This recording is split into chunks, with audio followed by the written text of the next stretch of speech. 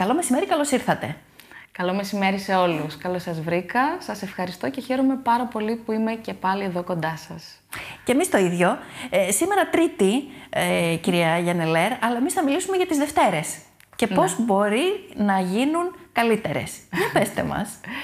Λοιπόν, εμείς για τις Δευτέρες έχουμε μια πάρα πολύ ωραία πρόταση με το μονοπάτι της ζωής, το zoepath.gr και τις εκπαιδεύσεις που κάνω εκεί πέρα.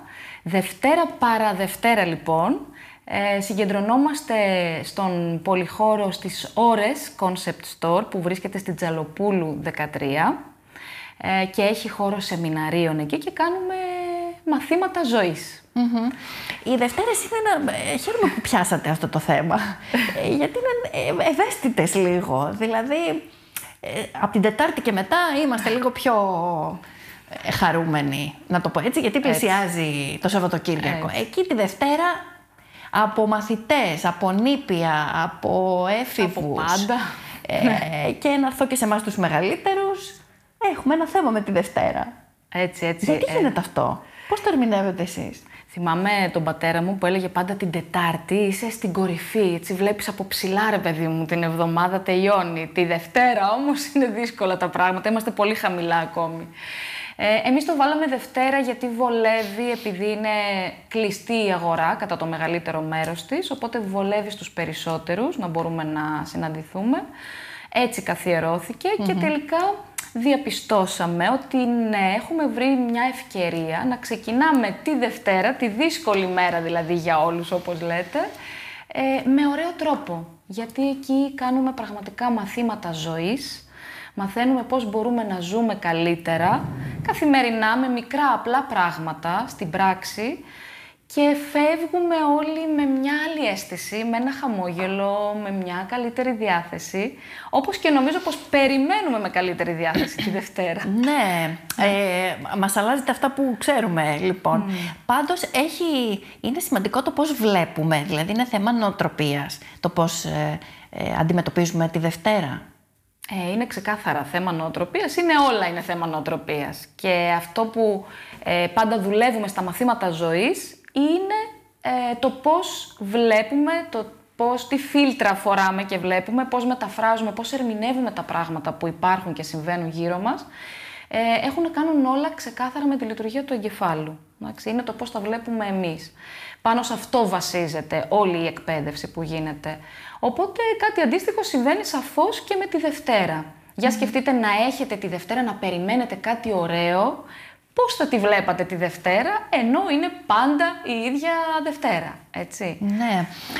Ας πούμε τώρα, χθες η Δευτέρα, είχαμε μάθημα χθες? Ναι, χθες είχαμε μάθημα, επιτέλους, γιατί μεσολάβησαν και οι γιορτές του Πάσχα και λίγο πήγαμε παραπίσω.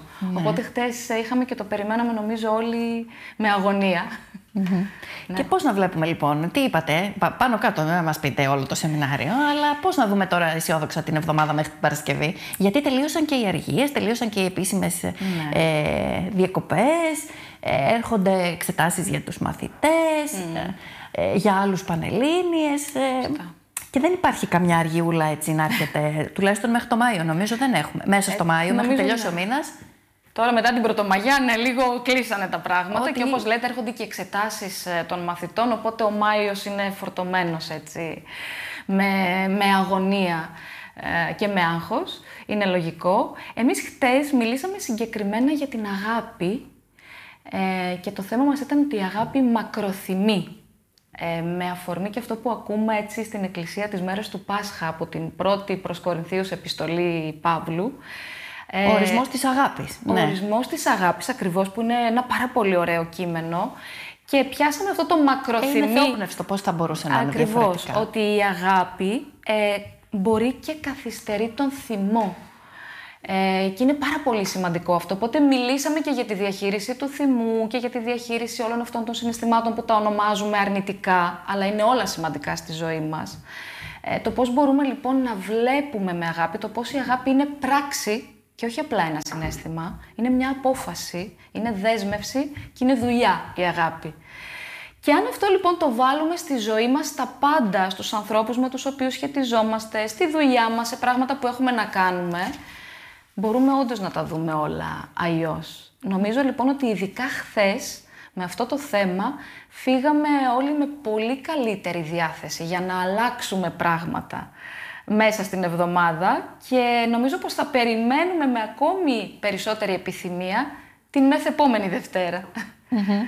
Πολύ ενδιαφέροντα όσα λέτε, κυρία Γιαννελέρ, και πάντα μας αρέσει που συνομιλούμε μαζί σας και μας δίνετε έτσι μια αισιοδοξία.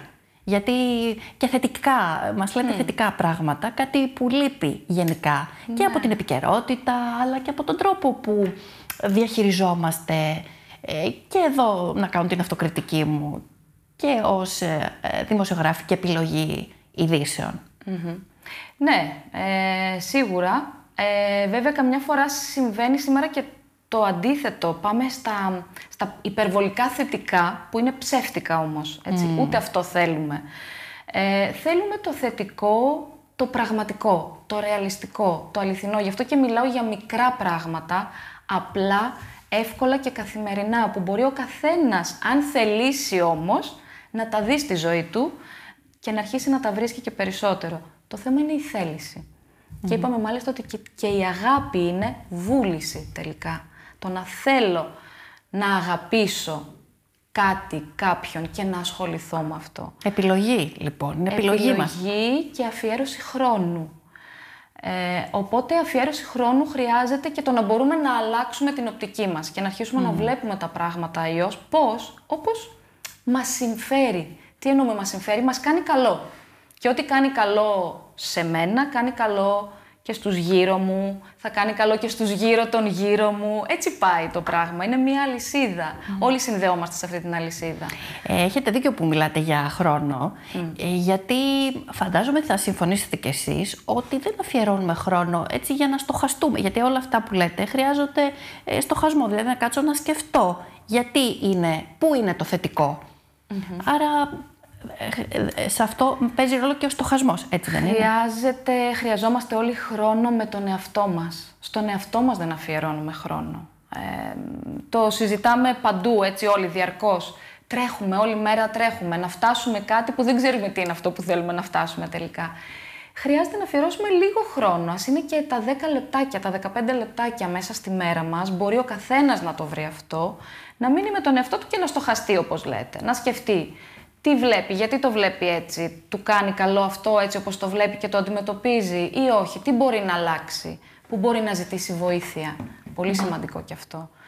Αυτόν τον χρόνο χρειαζόμαστε, όχι χρόνο με τις ώρες απαραίτητα, γιατί μπορεί να ακουστεί τρομακτικό ή αδύνατο. Δεν είναι όμως έτσι. Όπως και με τα παιδιά μας που λέμε χρόνο, λέμε για ποιοτικό χρόνο, όχι ποσοτικό τόσο.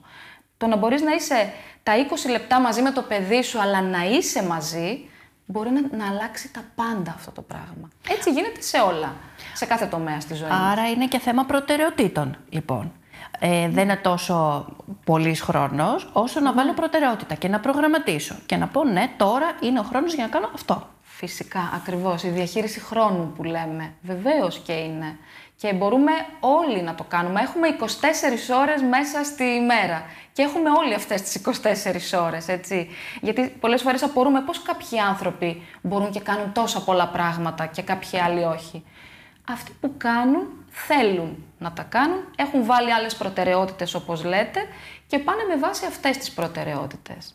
Και είναι μέσα στις προτεραιότητές τους και το να κάνουν κάτι όμορφο για αυτούς, κάτι ωραίο, κάτι που να τους δώσει χαρά, ηρεμία, καλύτερη διάθεση. Εκεί αλλάζουν τα πράγματα. Πάντως η δική μας διάθεση σίγουρα άλλαξε, κυρία Γιαννελέρ, συζητώντας μαζί σας για άλλη μια φορά και πραγματικά μας φτιάξατε τη διάθεση έτσι προς το τέλος της εκπομπής.